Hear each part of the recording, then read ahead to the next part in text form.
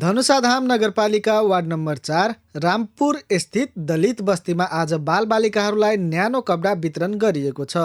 Cultural भिलेजको टिमको विशेष पहलमा सिएलसी उज्यालो भविष्य अभियान अन्तर्गत अध्ययनरत बालबालिकालाई आज बिहान कपडा वितरण गरिएको हो। जाडोको मौसमलाई मध्यनजर गर्दै विद्यार्थीहरूलाई न्यानो हुने गरी 116 जना बालबालिकाहरूलाई एउटा स्वेटर सेट, जुत्ता र मोजा वितरण गरिएको थियो।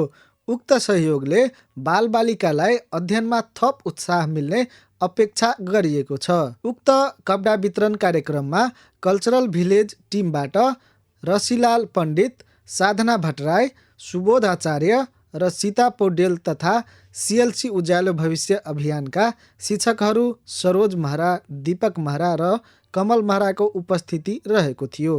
यस प्रकारको सामाजिक कार्यप्रति रामपुरका गाउँवासीहरूले पनि सकारात्मक प्रतिक्रिया जनाउँदै कल्चरल भिलेज टिमको प्रशंसा गरेको छन्।